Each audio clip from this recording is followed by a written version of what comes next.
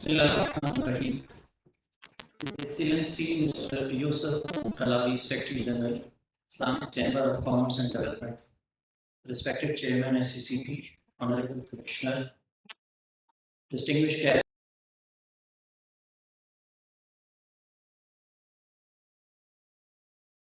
The recitation of Holy Quran, and for that I request Dr. Muhammad Shafiq Anasa to come on stage and recite verses from the Holy Quran.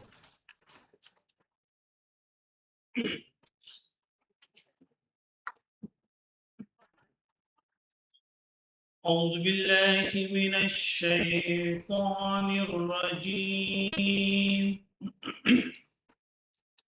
بسم الله الرحمن الرحيم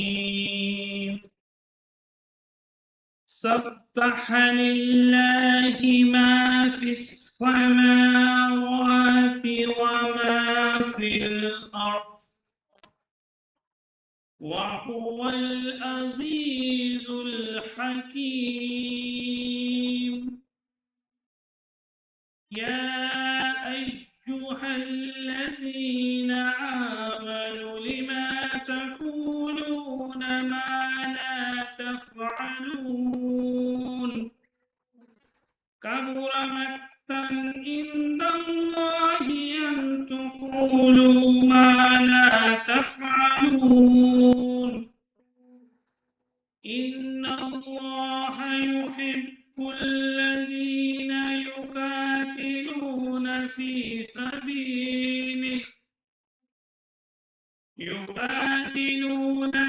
سبيله صفا كأنهم بنيان مرصوص صدق الله العظيم.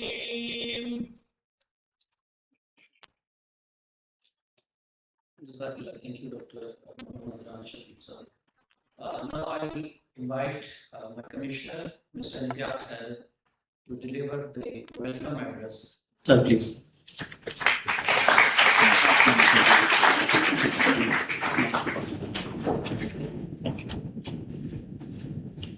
So, distinguished guests, respected Chairman, colleagues from SECP, ladies and gentlemen, Assalamu alaikum and a very warm welcome. It's really an honor to welcome a special guest of the day, Mr. Yousef Hassan Khalawi, Secretary General, Islamic Chamber of Commerce and Development. His several years of experience in investment, trade, and Islamic economic development has helped the Islamic countries and Islamic economies in a way where he has contributed a lot. So his work has put him right at the heart of the conversation that mattered to us and that relates to the today's topic, and it's of great deal for Pakistan financial markets future.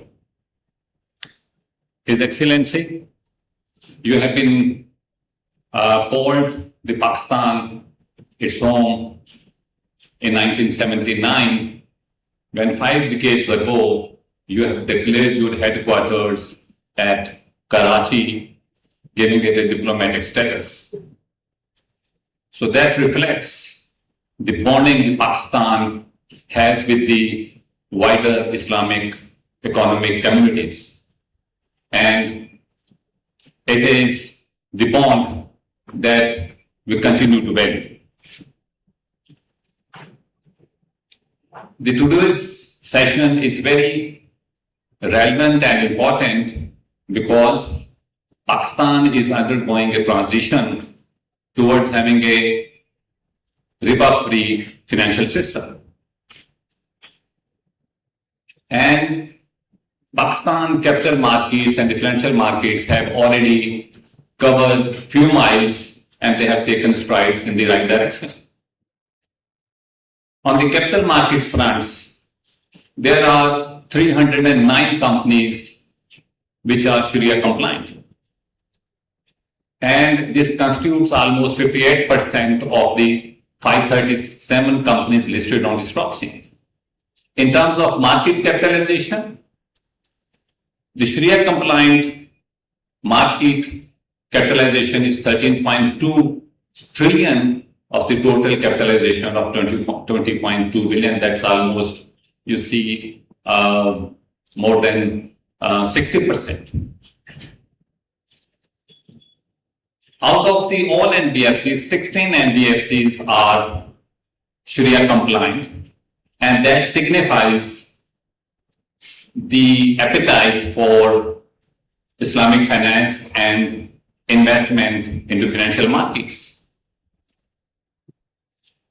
On the mutual fund industry, we do have a good, impressive growth.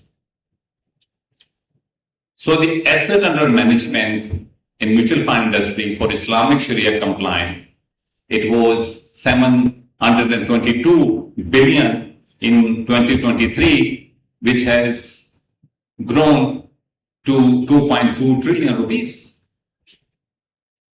So out of the total number of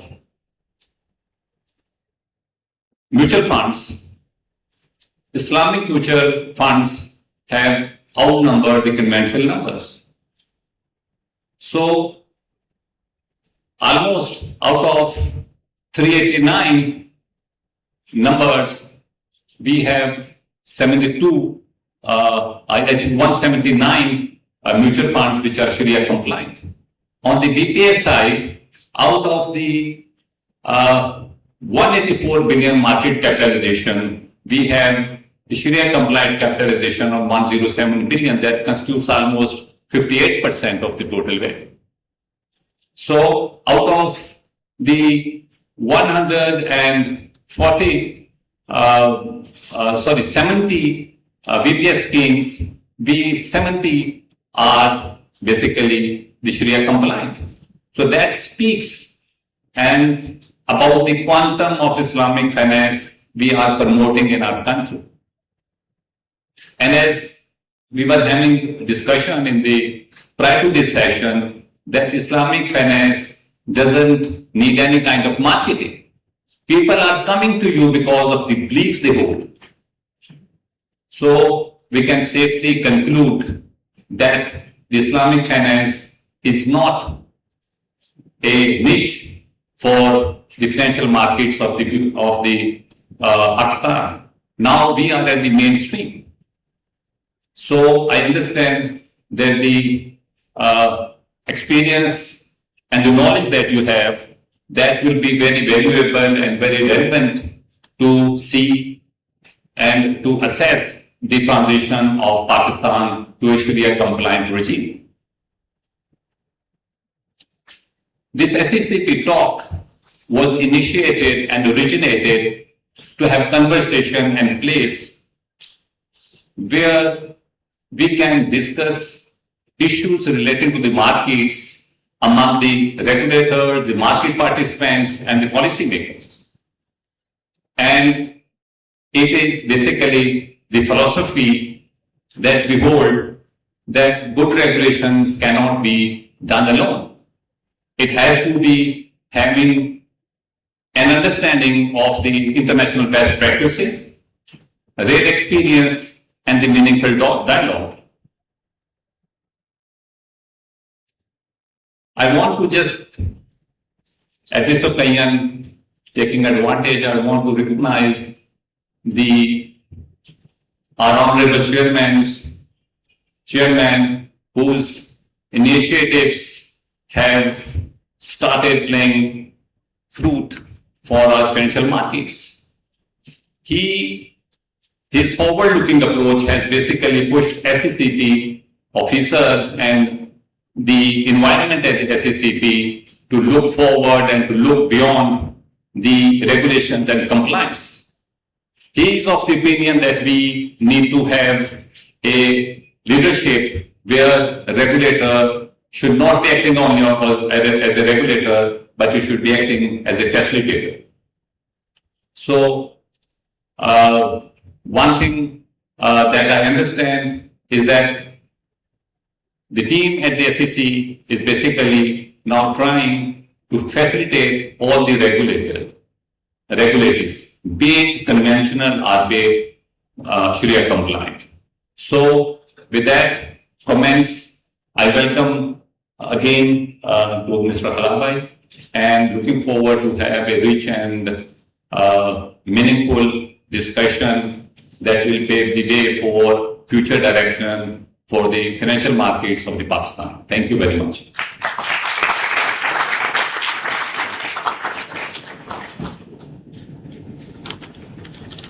Thank you very much, sir, for the welcome remarks. Now I will have honor to introduce briefly the profile of His Excellency Mr. Yousef Hassan Khalawi. Is too broad to cover in few sentences, but I will try to introduce him briefly.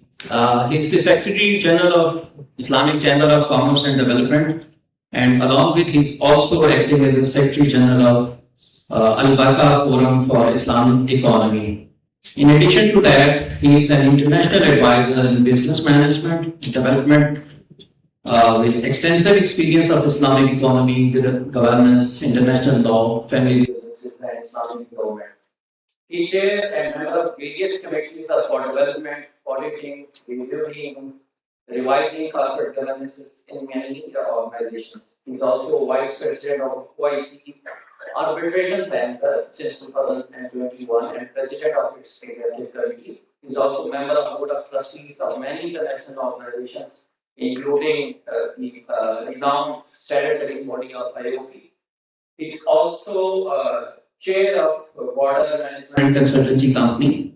He has established many of Islamic investment portfolios and funds, published several books on investment, family businesses, civilization, and Islamic endowment and Waqf. He delivered many lectures around the world in his area of expertise and participated in many international conferences. Please join me in welcoming His Excellency Mr. Yousef Hassan Khalawi for his keynote address. Sir, please.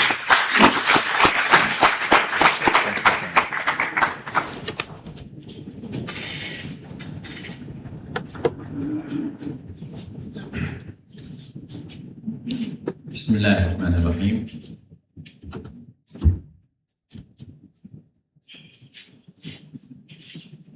Your Excellency, Mr. Chairman, ladies and gentlemen, Assalamu alaikum wa rahmatullahi wa barakatuh. Let me start my speech by showing my appreciation for having that talk series, and I believe this is a very prestigious platform to share the thought of many business leaders, regulators, not only from Pakistan, but I believe from around the world. And this is a role which I would love to see the Security and Exchange Commission of Pakistan to play, because that organizations always are very trusted from around the world.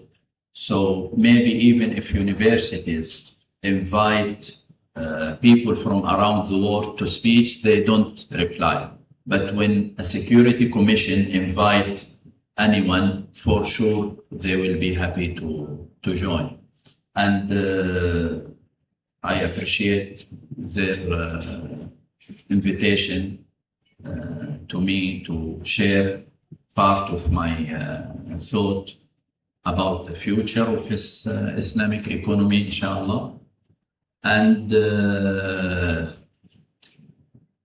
in that few minutes, I want to focus on the future, because I always believe in our future as a developing countries, as a South project, as they call us always in United Nations. As Muslim countries, we need to focus on our future. we need to stop to talk about our past, because people usually, when they talk about the past, they talk about the past of Islamic civilization and what we did, etc. Or they talk about our reality today and how much challenges we are facing, etc. So we are not historian, and we don't analyze our community for any purpose. Let us focus on the future, especially when we talk about investment, business, finance, or generally on economy. So if it is optional to talk about the future of Islamic economy in many places and many countries, it is not optional to talk about that in Pakistan. Not just because of that new regulations or law which enforce the assets to become Sharia compliant by 28. It is because this is the reason of creating Pakistan. So what was the reason of the independence of Pakistan? It is exactly that. Otherwise, there was no value to those people who work hard to achieve the independence of Pakistan. So when many people talk to me about that act, and do you think this is normal? Do you think this will work? I said, okay, this is quite normal. This is the basic of the creation of Pakistan. But in business, we don't believe in that. We believe in the potential of the business. Okay? And the potential of business in Islamic economy is really huge. So based on the numbers, it is one of the fastest growing assets in the world. The expansion of Muslim business communities around the world, it changed everything. So if this is a game, the game has been changed. Because when you look about some new sectors like fintech, top 3 countries in the world in Islamic fintech, on top of them, UK. UK is not a Muslim country, okay? Muslim population there are around 5%, but they are in the top 3 countries in the world in Islamic fintech. Islamic entrepreneurship, it is mainly in non-Muslim countries, including America, including Australia, including UK, etc. Okay? When it comes to some subsectors like sukuk, like asset management, we see always in top 10 a small country in the heart of Europe called Luxembourg. Maybe majority of you, they don't know where is exactly Luxembourg. It is just because those people were smart enough to develop a friendly legislation to attract sukuk issuing. And when you talk about billions of dollars of sukuk issuing, think about the industry supporting that, as law firm, as accounting firms, as all sort of consultation. So how many jobs, how many professionals, positions you are creating? Lots of reasons will guide us to think about how can we benefit from that future. And let me raise only 2 facts about Pakistan. So in Muslim world, we have 3 countries with a population more than 200 million. Indonesia, Pakistan, and Nigeria. And when you review the future expectation by the very well established Bayo institution, which is American institution, very well known with its economies of demography, Pakistan will be on top of that. This is a major fact. So we are talking about one of the top 3 countries in the Muslim world as a population, and it will be number 1 even. Another fact, Pakistani expats in financial services around the world, they are doing great job. So I am a person from the Gulf, from Saudi Arabia. For me, I am very familiar with the Pakistani serving in our banking sector. Not just the banking sector, but the whole financial service.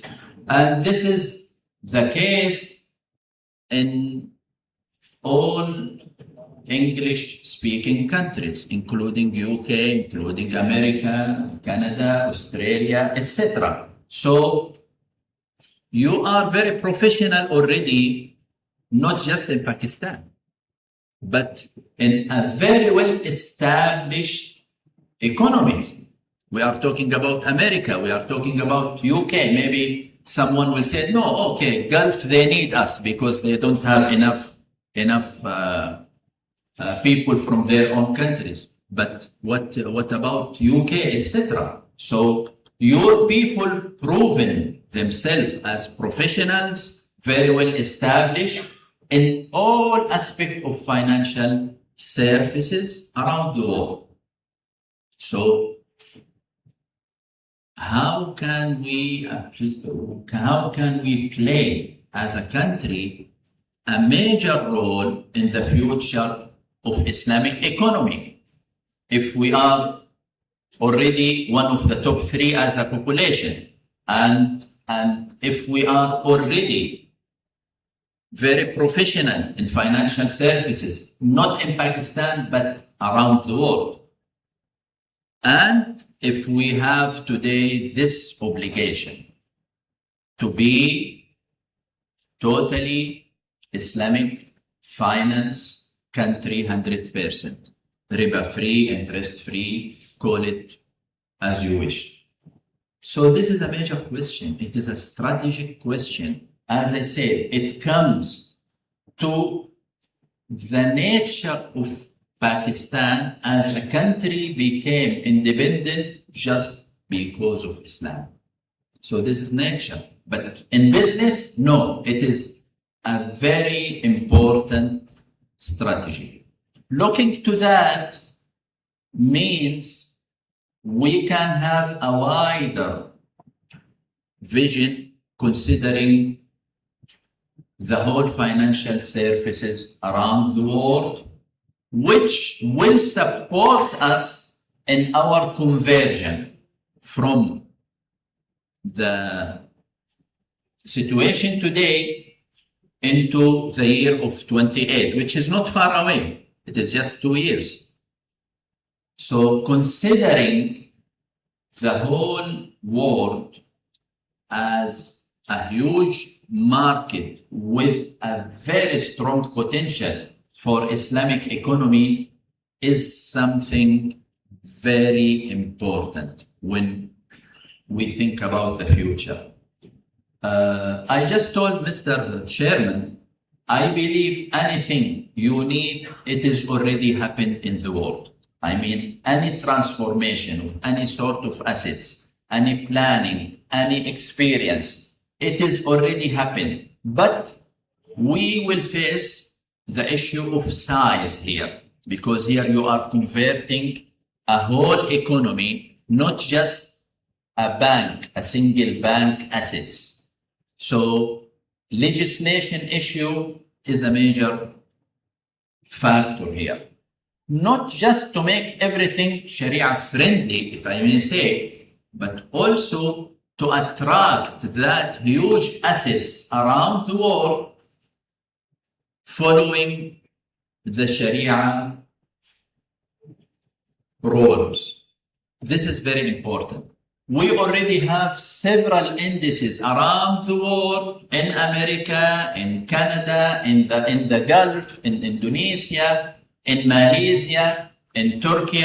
All that countries have that. But here we have something very unique to have the whole market.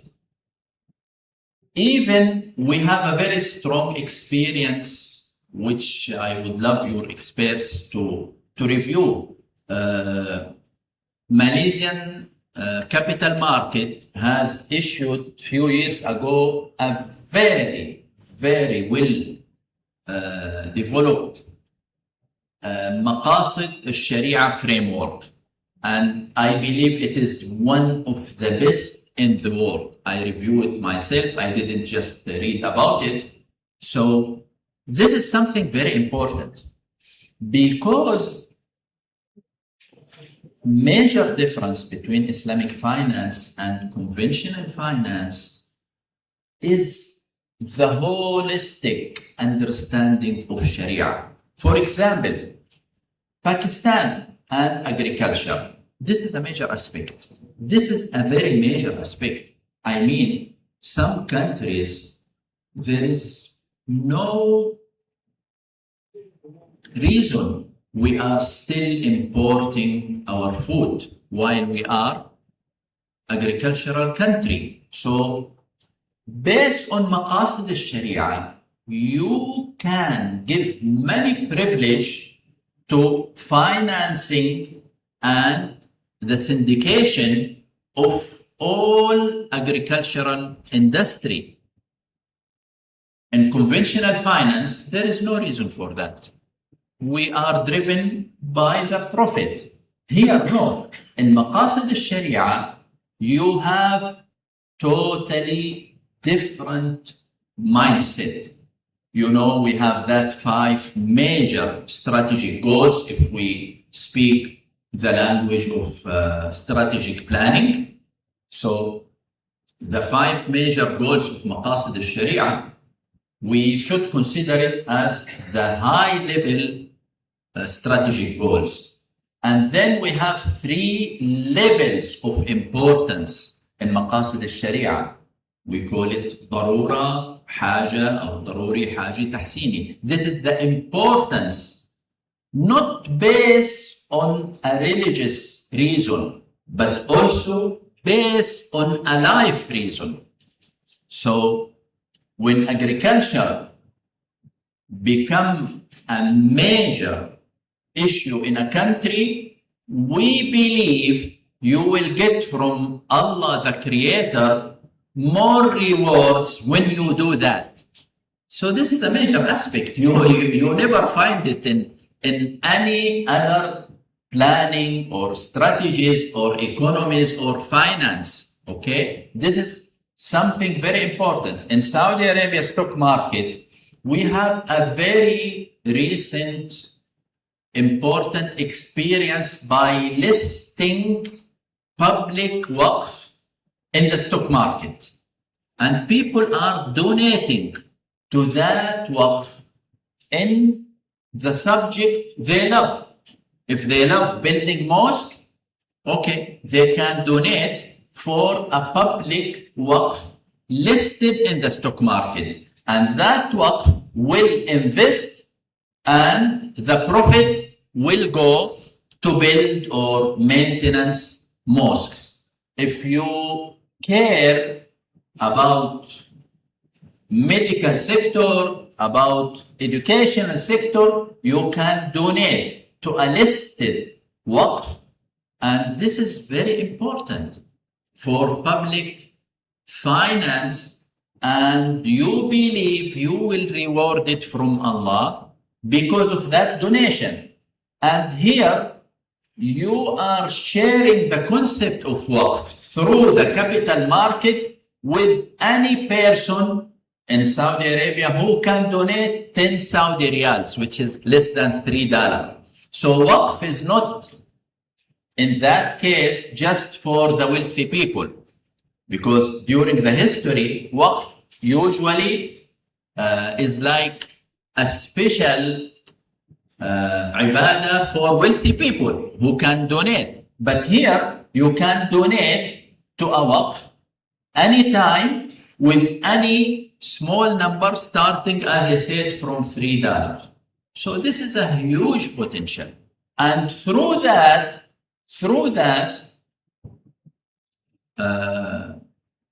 billions of dollars assets has been raised. And when you check the percentage of donation, majority of donation comes not from wealthy people. It is not billions of dollars. It is small number of Saudi riyals, 100 riyals, like $26, you know.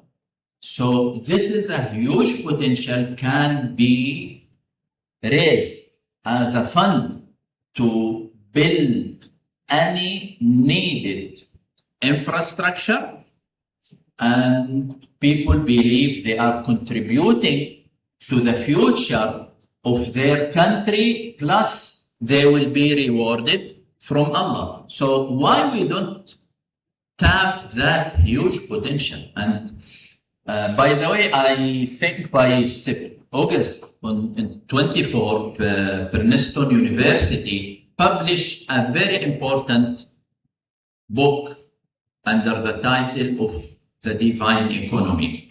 It didn't talk about Islam. It talked about the religious economy, not just in Islam. So review it, and you will see how those economists think about economy based on the religion.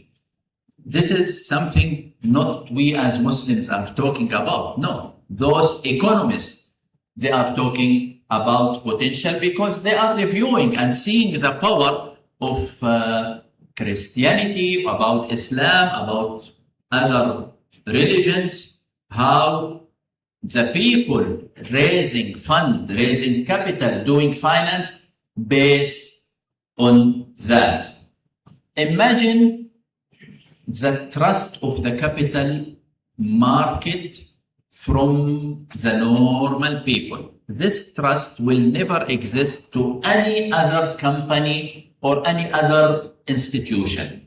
So how can we facilitate that trust which are already existing, not by people living here, but mainly by even the professionals lives abroad, to create instrument to save for their kids in the future, for their education, for building their future, building their houses, etc. This is a major issue. And we did some research on that about the expat who lives outside OIC, and we are talking about billions of dollars every year. And people, they will love to save their income, their yearly income, on instrument Sharia compliant. So this is the best place. It is the trusted place. And if we don't do that, people will keep losing their money in untrusted instrument, and they just sign some papers, and they are keep doing that in many countries. And lots of reports are talking even about non-banking transactions for many reasons. So facilitating that trust, it is very important to build that future, again, not to attract only people in Pakistan, but to attract Pakistani lives abroad and non-Pakistani who are searching for instrument Sharia compliant. I was once in Melbourne, so I asked a CEO of Sharia compliant real estate company. So I asked him, He is managing more than $1.5 billion real estate asset. So I asked him, where you raise the fund? He said, in the Gulf. And people are looking for that investment instrument around the world because wealthy people always looking for diversifying their portfolio geographically and sectorial. So it's very important to consider that. So I highlighted very quickly many components which we need to put it, and we do the right analysis for our situation today and what we are targeting. And I believe the potential is huge because I followed dozens of stories around the world, and people are looking for a real and well-established finance and investment. One of the companies, fintech company, they celebrated a few months ago achieving $2 billion in assets from 4 or 5 countries where they got the license to raise funds. Majority, as they told me, more than 75% coming from non-Muslim countries. And this is purely Sharia compliant Islamic fintech with one office around the world and with an app with a license in 4 countries. They raised $2 billion. Again, majority comes from low income. So we need to take it very seriously, not just because we have that official obligation today. As I said, the potential is much more higher than that. But if we work hard, if we do our homework properly, not we will achieve only that target of 28. No, we will go beyond that further more. And as I said, the potential is around the world. It is not only in a single country. People are looking for the trust, for following the trust, not only as legislation, but also the Sharia trust. And as you know, our head of Sharia Technical Board in IOFI is from Pakistan. So you have already that trust. And this is the most prestigious Sharia board in the world. It is headed by a very well-known scholar from Karachi. So this school, we should consider it as a major part of our national assets. To keep that trust in our Sharia scholars continue, because we don't have a guarantee for anyone to live 100 years or more or less. So what is next? What will happen with that school which has been created here, not on a national level, but on a global level? On a global level. So it should be considered part of the assets, part of our portfolio. It is important to talk business and to take consideration about all aspects. The Sharia trust, legislation, the FX rate, the inflation, all of that. Part of them are really very valuable assets. Part of them are challenges. We need to consider everything like that. So again, today, the future is for people who are very well prepared. And this is the definition of the lucky person. The lucky person, he is the person who is well prepared. Because if I am very well prepared, if the chance come, I can catch it immediately. If it comes and I am not ready, I cannot take any benefit from that. So thanks to that act, it is maybe needed just to make us think how to prepare ourselves, not on a national level, but on a global level. We can review many numbers, but I don't want to spend the time in talking about numbers because it's very easy to check the numbers.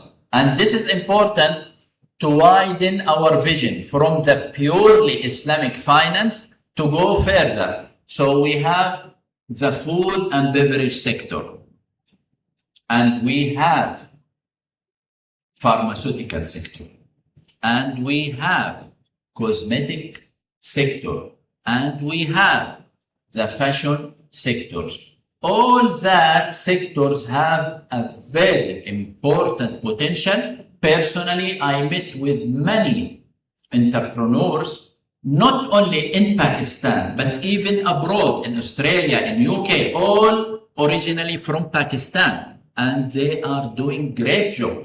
And with financing them, with working with them as VCs, we will have a huge opportunity to expand our finance, our Islamic finance into all that area. And any person of you has a legal background, I will ask him just to do one homework. Review the financial contract of the conventional economy regarding agriculture, compare it with the financial contract coming from Sharia perspective. It is not comparable at all, because the only way to finance agriculture is the normal loan. And as you know, this is not allowed in Sharia, but in Sharia we have several very advanced. So you can finance and become partner by owning only the land, by doing the agricultural services, by doing salam, you can invest in that. This is untapped opportunities. And many people are doing that on a personal way, very personal way. So this is not trusted way to do business. And this is why, because people are missing the legislation in that. So this needs to develop the whole sector. How can we create a new professionalism in agricultural finance only? Focusing on that, and then the next step, developing that instrument. The third step, developing that to make it listed instrument in the capital market.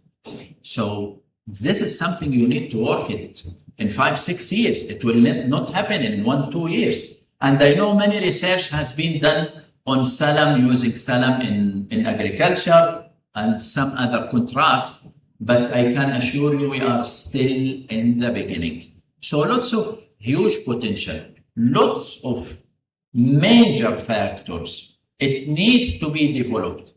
And we are also in the same time facing real challenges. One of that challenges, by the way, is the timing. So we are just around the corner, as they say, to implement that role. So we need to work hard, and we must believe in our future. This is important factor. If we don't believe in our future, we will never be successful. All people, they fail once, twice, 3 times, but we shouldn't allow our country to fail, because country failure is something totally different. So as an individual, it is accepted to fail, as a company, it is accepted to fail, but as a nation, no, this will be a real disaster. So let us think about that very seriously, and I know all people here are quite serious about that, but also open-minded and including, as I said, a global vision, not just a national vision. Let us think about it as untapped business opportunities, not only obligations comes by a court or a parliament or a government. In that case, we will see many huge opportunities, but nothing easy in that life. Everything needs preparation, need planning, and many issues need also some cash investment. So maybe I talk longer than I should talk. Sorry for that, but that subject is really need to be explained, and I have no time to explain. So I just decided to raise many issues to be included in our future vision, and I conclude again by thanking the organization to invite me, and I wish you always, inshallah, the best in opening that new market, not just for Pakistan, but inshallah for the whole world. Wassalamu alaikum wa rahmatullahi wa barakatuh.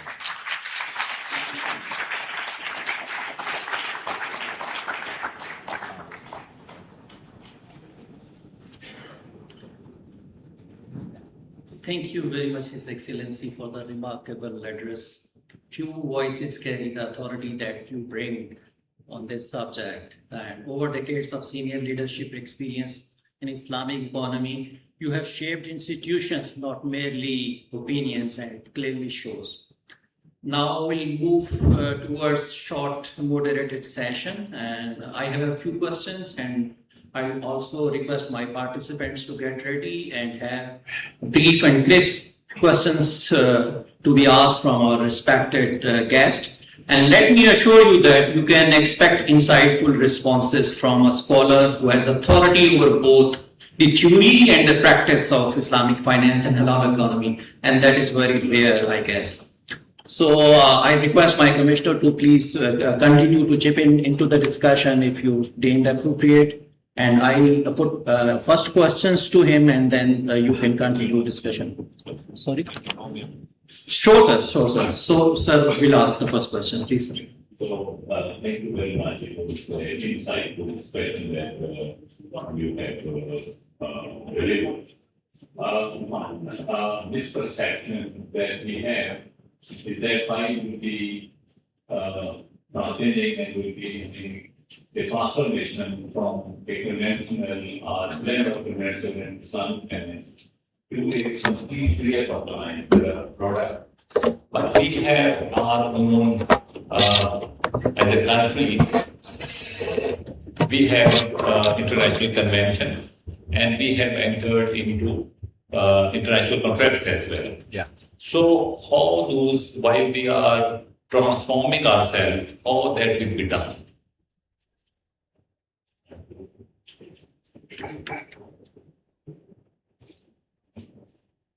Bismillah ar-Rahman ar-Rahim.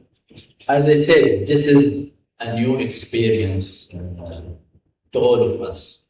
Several countries had that decision before, but the size wasn't the size of Pakistan. But for example, Sudan had that back in a very difficult time, in early 80s, I believe, and there was no enough instrument like today, alhamdulillah, and experience and understanding and trust of the Islamic finance. So, as I said in my speech, I believe everything we will face in that transformation already has been done, but in a different scale. And we have a major concept. So from Sharia perspective, our very well respected Sharia scholars accepted to submit a real plan in a very fixed date to transfer all that assets into Sharia, and they approve even trading in the share of that company, for example, just based on starting the process. Not they never said, okay, you will be allowed to be traded or to be Sharia compliant after you finish the whole transformation. So this is a major understanding from our Sharia scholars. If you just like the board of that organization or the company or even the government or like the commission here, if they submitted that with a detailed date plan, they should, based on the experience we had before in many places, they should accept that, and then this means they approve that transformation. Because, alhamdulillah, understanding nothing will happen immediately is a major aspect. So it is not just a decision you need to transfer the assets 100% or the loans 100%. No. This is now became a practice happening many places in the world, many times. As I said, started from the 80s, and it should be done like that. Because even our Sharia scholars today, they consider the reputation of the company or the nation here, in our case, not to be destroyed or having any negative impact, which is very, very important. In many cases, I advise the people or the board even to create like international supervisory board from those very well-known scholars to give the trust to that transition globally, not just locally in the country. So we need to consider all that. This is a huge transformation, and I don't think this happened before in the world. But as I said again and again, I believe every part of that transformation has been happened before. Thank you. Thank you, sir. Sir, the majority of the participants here in the hall are my colleagues from different policy departments, licensing, supervision, education departments. And your point of connecting Islamic finance with real and halal economy and the sector is very important for us when it comes to policy development. But we have a very fundamental basic question still being deliberated at many forums.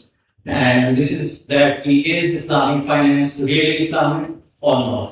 This question, as a regulator, as a leader to transform the regulated sectors, we have been asked repeatedly. So, can you further guide us on that? How we can give confidence to our regulated sectors, industry, investors, general public that this Islamic finance and real economy is real and it will create an impact, inshallah. Okay. This is a valid question for many reasons, and I'm not here to talk about that. But I want to say it is always a valid question because when people consider, as I said, maqasid al-Sharia and the role of finance, the role of money, the role of capital in Islam, and they review the result, no one will be happy, including myself, including everyone.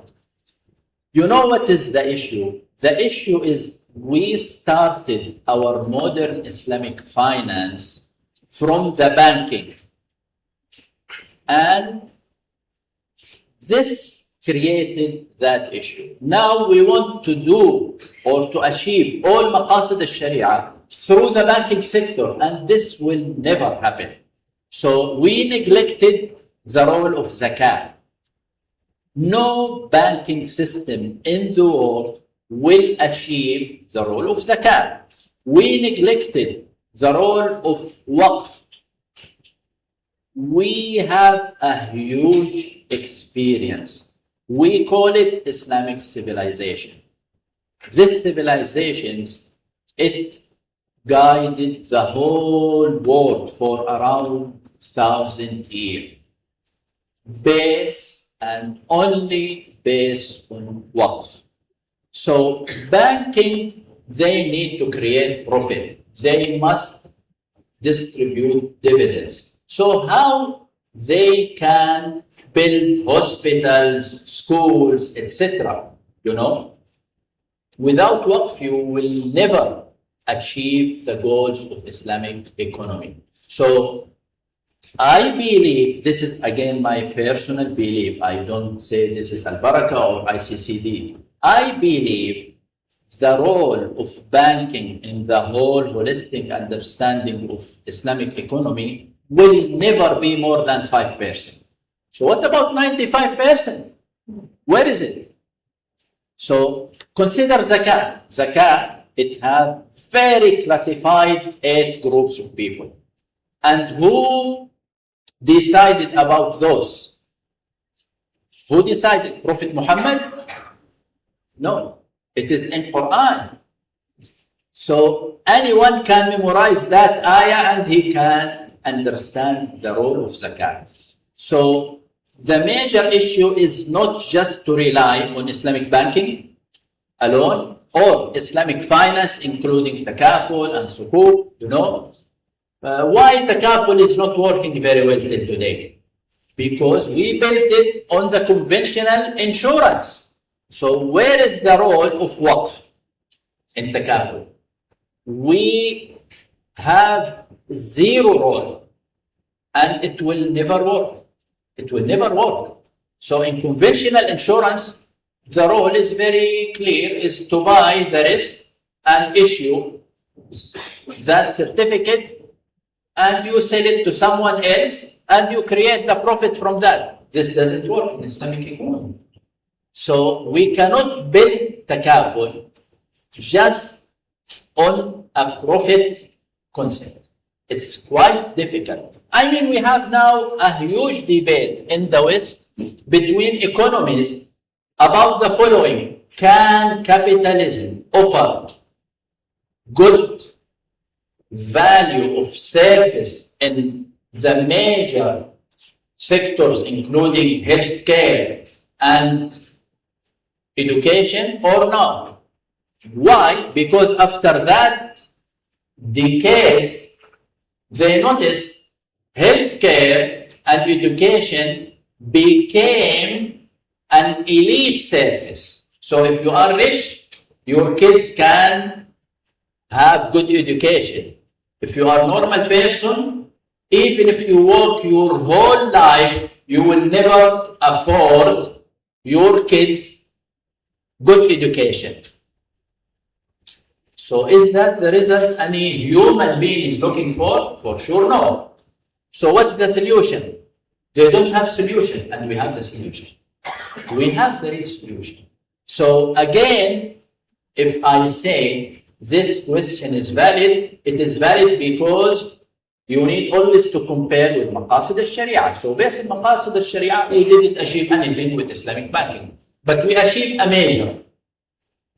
major goal, which is to provide a halal way of getting finance.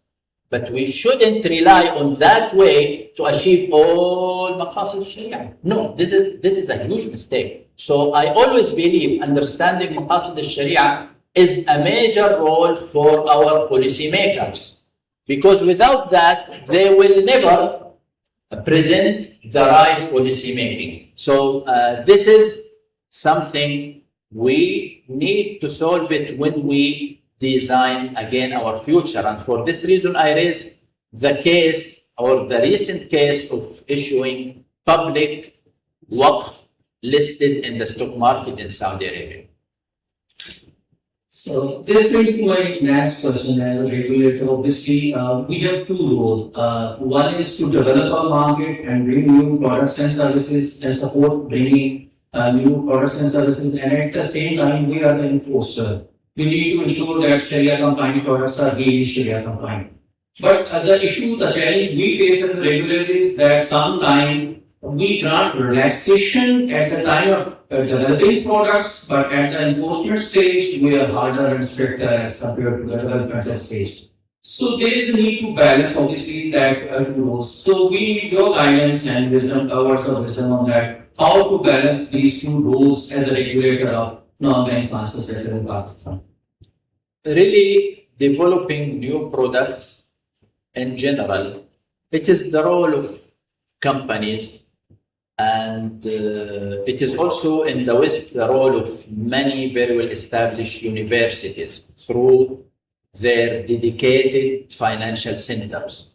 Okay, so what we miss in general in Muslim countries is a good environment to make our economy more creative.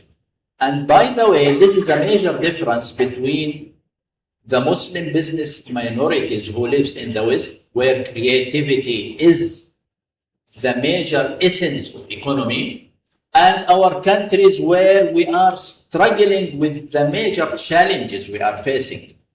Okay, so supporting creativity is something we need immediately. And our people, they are, many of them, many of our smartest people, they immigrated to UK or Canada or America just to find the proper environment where they can develop something new.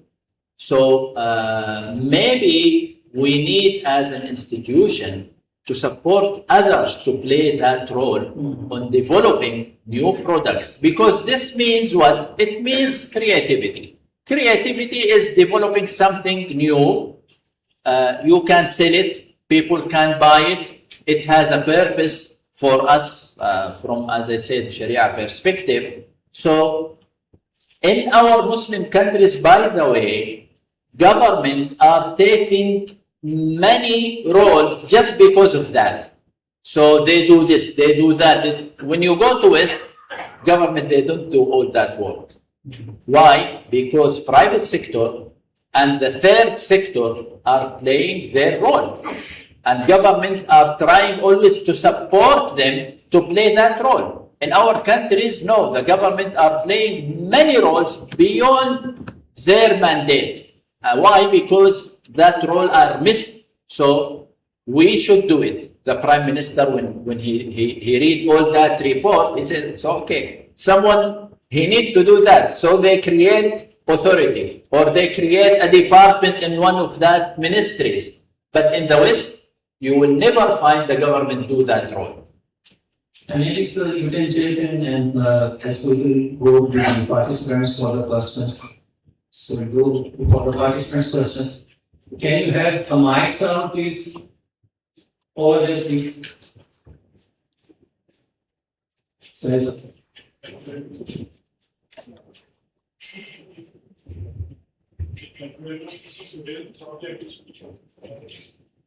I cannot hear you. please bring the second mic. Where's the second mic? You know? Yeah. It's more like that. Okay. Just to give you a perspective, the two major economies that we look at all the time as 100% conversion into the share of that economies, one is Iran and then Nigeria. At the time of their conversion, both were going through the revolutionary times. And the economy was fully nationalized, so it was easier to implement the share of clients at the macro level and then let it dilute and seep into the retail.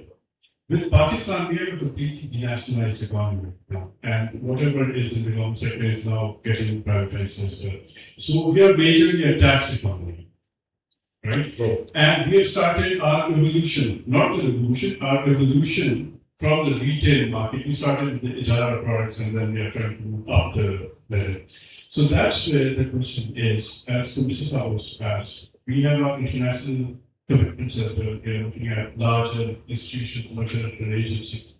So, what exactly at the transformative stage would it take where we should decide that, okay, from now this stage onwards, we are going to an absolute share compliant economy and there is no more riba and no more commercial banking. What is that stage? Would it come from the retail side, or would it be a complete economic transformation at the macro level?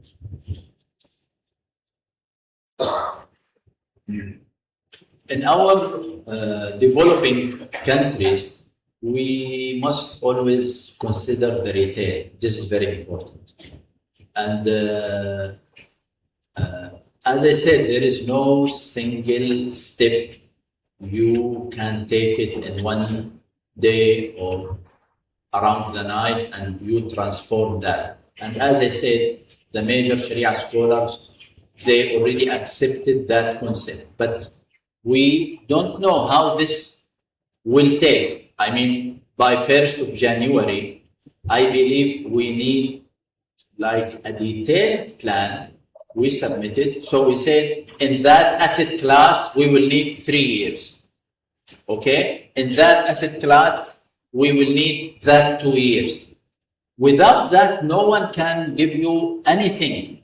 But the concept is already existing, which is to allow that transformation across the time. Sharia scholars, they need to trust that it has been prepared properly and from a very well-known team with their experience with everything. But compared to the other experience which we had, as you mentioned, mashallah, perfectly, as I said, we are lucky today, first of all, Islamic finance with its own instrument accepted around the world, trusted around the world, and we have many solutions. It is not comparable to the time back to the early 2000s or even before that back to the 80s during the Sudan revolution. So no, we are in a very much better situation today.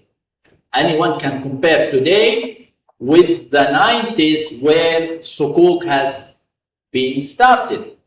So after that, there was also a new experience of transforming assets into Sukuk. This is also a major experience. So all that has been done. Sometimes it was state-owned asset, but majority of times it was private sector asset. But all that has been done. Yes, of course, and we also have Sharia compliant products and services in each of our regulated status. The sufficiency of product structuring is no more an issue right now. So for the next, sir, please. Thank you so much. Assalamualaikum. Excellency, welcome to Pakistan. My first question is about the regulation. What challenges the globally Islamic financing facing regulation day after day, because the scams, the way of fake news is spreading every day. So the regulators have to change their regulation very fast. So what is the best practices which are necessary to adopt these challenges? And second question is that in the same way, we are from economic and print media, but now the social media is spreading faster than us, and their fake news or irrelevant news is faster than us. Recently, we have seen that after 10 years regulation on asset management or cryptocurrency, there is a fatwa that cryptocurrency is haram, and it's spreading very fast. It has fuel on fire. So, what is the challenges internationally the world is facing, especially Islamic financing is facing, to curb these type of fake news by social media, and what is the importance of laws to be adopted? Sir, if I add to this question as well, because I have a similar question, that fintech technology is gaining speed and efficiency in delivery of financial services, and at the same time, it accelerates market abuse, frauds, and systemic risk in the market as well. So how can regulators and industry benefit the fintech while staying ahead of its associated risk? So there are benefits and there are risks. Sure. We hosted in Al Baraka Symposium in Medina I believe 4 years ago, a special symposium about the future of Islamic economy and digital economy. So we have scholars from all sectors from around the world, and if you review their final, if I may say, suggestions and memorandum they issue, it shows a very strong future for Islamic finance based on digitalization. So we are quite positive regarding the digital economy and implementing the new technologies with Sharia perspective. So this is the conclusion, not of myself or Al-Baraka as an institution. No, it was like a global conclusion from very well respected names, more than 50 names. And it was really comprehensive. So, and that, by the way, include the social media. This is very important. Always, you have around the world, not just in Pakistan or in Islamic countries or in the developing countries, always around the world, the movement of any regulatory will never match with the market. This is the case in America. This is the case in UK. This is the case in Japan. So we shouldn't just blame ourselves or our countries. Yes, it is not accepted to make it too long, this is for sure, but this is always the case because those people, they consider many aspects, not like business owner or entrepreneur. They consider the whole country, the whole future. So it's totally different. But again, like anything in the world, social media could be positive, could be negative. The issue of building a trust is very important. So communicating through social media, through a very well and trusted people, Sharia scholars, economists, entrepreneurs, the very wealthy families in Pakistan will support the government in any message the government want to deliver. So this is something we should consider. The influencers now are covering all spectrum of the community. Some of them could be president or prime minister, and we have that case in many countries. Some of them are very well educated ministers. They know how to use that, how to deliver their short message directly to the mass, and they are very successful in that. People are using now today the very well-known footballer, sport stars, if we may say it, and I know this is happening already in Pakistan, mashallah. So we need to be positive with the social media. We need to be positive. So building the trust and connect that trust with the social media is something achievable, and it has been achieved in hundreds of cases around the world. I want just to raise here a major issue regarding the fintech. What they call financial inclusion is a major aspect in the top countries, 3 countries, Indonesia, Pakistan, and Nigeria. Okay? And a major solution and an easy solution is fintech. Fintech is very important to solve that issue because banks are not willing to build branches in that rural area. It is very costly, but we know that smartphones available everywhere. So if we just invest properly in the connectivity of internet, which could be private sector role for sure, this means smartphone can do the role of the bank in every single house in Pakistan. And the issue of financial inclusion will be built on two factors. Number one, saying this is halal because many or millions of people are not opening the bank account because they believe it is haram. And why it is haram? Because the imam of the mosque in that village believe this is haram. And I always joke with central banks governors. I said, bring those people because their word in Jum'ah is going around the whole country. So don't play with them. Let them understand what you are doing. So this is number one. Saying this is halal and connecting with all those mosques in rural area. And number two, connectivity of internet. And this will be solved. Thank you. I think the response is very clear and self-explanatory. So we need to move to the next question. Yes, it was a wonderful talk, and thank you so much, Jazakallah, for the positive energy you have brought in this seminar today with your insightful talk. I have two questions actually. The role of standards, you are part of policy board, and both ISSP and NFE have been instrumental in harmonizing Islamic finance across the globe.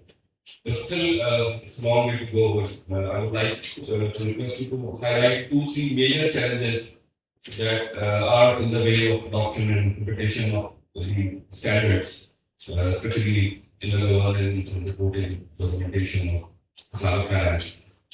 Also, you've mentioned very rightly about the lagging behind Islamic social finance.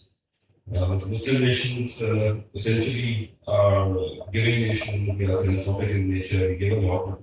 After 9/11 and the FATF framework, many Muslim charities across the world are under microscope. So, how would you like to discuss the role of standards in regulating Muslim charities, especially zakat and waqf, and why there's not much awareness of AOC standards, especially on the zakat and waqf, which can be used by regulators, especially in Pakistan, like PCP. There was a wonderful proposal by SECP last year on waqf companies.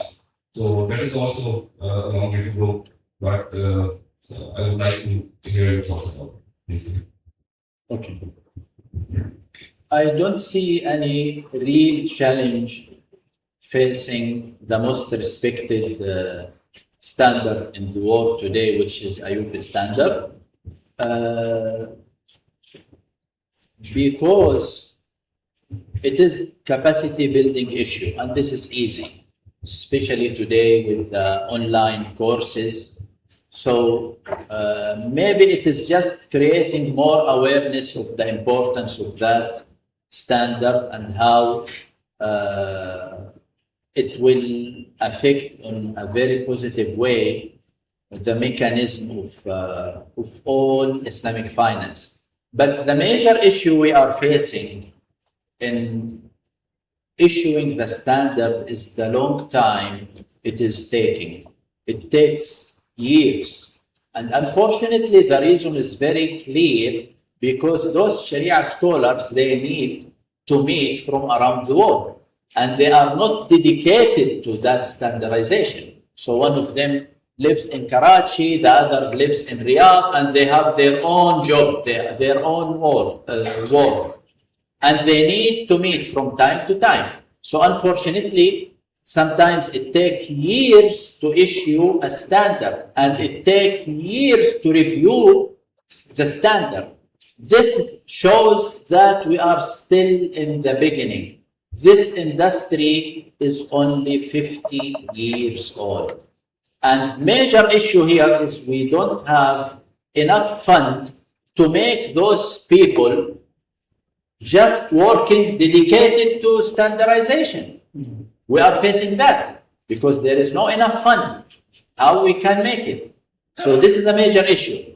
And many professionals, including Sharia scholars, including bank CEOs, including regulatory professionals, they believe the best solution for Islamic finance is to have centralized Sharia board, because they said how bank they pay for the Sharia scholar and we believe they will be totally independent.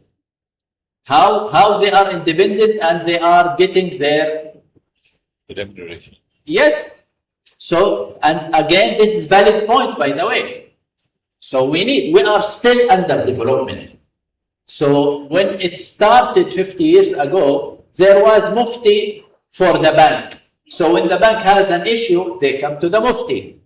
This back to the 70s, 80s. And then they notice this is not enough. So some of banks, they ask the Mufti to work for them. So all Muftis, they refuse. They say, I cannot work for a bank. So it came to create like consultancy. And then it has been developed to be like a board, a full board, like the managerial board.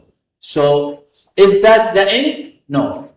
As I said, still we are in the beginning of that process. So we are facing some challenges about the timing of issuing and the timing of reviewing the standardization. But the other issue, as I said, the training. How many IUFI certificate professionals in Pakistan? How many? Nothing. And the same in Saudi Arabia, the same in Turkey, okay? But when you compare like with the CPA, CFA, how many? Yes. So still we are in the beginning. And why people are not paying to get that certificate? Because they don't see it worth to invest that, and I will have that return. The other question, I am positive about that, because moving the money around the world always has lots of risks. So if we focus on creating our national bodies, why I collect zakah from here and transfer it to other country? Why? And you know, there is a major issue even in Sharia, because in Sharia, the majority of Islamic fiqh schools, they don't allow to transfer the zakah from country to country. So this is a major issue already. So again, moving money, moving cash from country to country, it always has its own risk. And we don't need that. We can establish our own waqf. All Muslim countries, they need thousands of waqf assets, not hundreds, thousands. Consider Pakistan, consider education. Can we solve all educational issues with one waqf? For sure, no. 2, 3, 10? No, we need thousands of waqf only dedicated to education in Pakistan. What about healthcare? What about crises like that flood happened few years ago and it can happen anytime? What about facing, God forbid, like earthquakes, all that issues? So why I need to consider collecting money here and transferring to other country for humanitarian issues? Did I finish with my humanitarian reason in country? No. So no, it is the time to develop all that social economy organizations. And wallahi, I believe we need thousands and thousands of organizations in Pakistan to collect zakah and to distribute zakah, to do all aspects of waqf, review the history of waqf. as I said, our rich Islamic civilization has been built only and only on Waqf. Don't think about any other reason. Don't think at all about any other reason. Okay? The whole trading routes around the world, it has been built by Islamic civilization. So what we call today the Silk Road, it was 100% Islamic road. How it has been built? For business? No. It has been built by Waqf. So what is the relationship between Waqf and doing business? No, it has been built for travelers to perform Hajj and Umrah. So based on that, it facilitates trading. So the first globalization, it has been established 200 or 1200 years ago, based on Hajj routes around the Islamic world, and this facilitated trading, facilitating business, facilitated everything. And this is not my belief, this is the belief of historian, of non-Muslim historian. There is that in many very well-known articles. So let us focus on doing our proper job in our country. And when we finish, let us raise the question, okay, we finish with the country, so what will be our role with our neighbors, with our other countries? And I'm not sure when will we finish our homework. Yeah. So, obviously, we need to conclude. We are running out of time, but I think we need to take one more question from my sister. Please go ahead for the interest. Assalamualaikum, sir. Thank you for a very informative session. I understand from what you recommended and suggestions that most of the things have to come from a better mindset. The public sector needs to play their role, and the private sector needs to play their role. As people will believe, it's easier for us to be involved in this sector. But as you mentioned, there are countries that are not Islamic and they're also coming towards Islamic finance now. But one of the very overlooked aspects in this sector is the creative environment, as you mentioned, and a lot of the youth that actually left countries to find better environments. In a sector like Islamic finance, what do you actually mean by creativity and creative environments, and what elements do you develop involved in creative environments? So specific to Islamic finance in a country like ours. Thank you. I like that topic, and I believe you need to invite another guest to talk about it, which is creativity in Islamic economy, not Islamic finance. Because today it is easy to talk about that topics because Alhamdulillah, we have dozens of very successful stories. So, for example, you know the concept of Qard al-Hasan in Islam, which is the purely interest-free loan. This is not ijara, this is not musharaka, this is purely loan. So, but it is totally interest-free. Qard al-Hasan. So today, we have many good examples. It has been facilitating the concept of fintech to do Qard Hasan for businesses, not just for personal loans, but also for businesses. One of that strong experience, it is a Saudi experience. Wallahi, I am not talking about that because I am Saudi, but because of the volume of that and the impact. And there is a standalone organization in Riyadh. It is dedicated to give Qard Hasan interest-free loans to women entrepreneurs only. And the assets, you are talking here about hundreds of millions of Saudi riyals. So it's not a joke. It is not 1,000 or 2,000. No, it is hundreds of millions of Saudi riyals. How they did that? Minimizing the cost of administration because it is app. So you don't need to open all that branches, okay?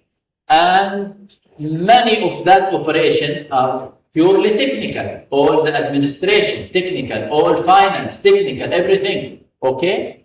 And the application, it receives that, and they review that, and they just implement that, and based, again, of connected that app with the bank accounts, it is easy. And you can deduct that on a monthly basis, again, thanks to the technology. Before that, you cannot deduct because the people, they need to come to your branch to pay. Now they don't need. You can deduct that directly from their salaries, from any benefits there is. So talking about creativity in Islamic economy is important subject. I would love if you can have one of the speakers focusing on that. If you want to talk just about the profit sector or Islamic social economy, you can make it two topics instead of one topic. Inshallah, in the later part of the series, inshallah, we'll focus on this area. With this, I think, and with the permission of commissioners, I think we need to conclude. And for that, I request my colleagues to bring the memento to be represented by the commissioner. May I request Ms. Alia Jafar to join us on the stage?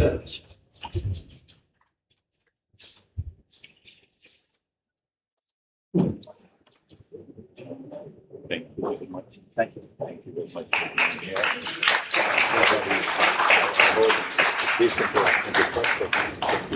Inshallah, yani, this series is very important and we can really invite lots of professionals and scholars from around. Thank you so much. So with this, we conclude today's session. The guests are requested to join us for a tea from the left side of the hall, and we'll join you inshallah shortly after.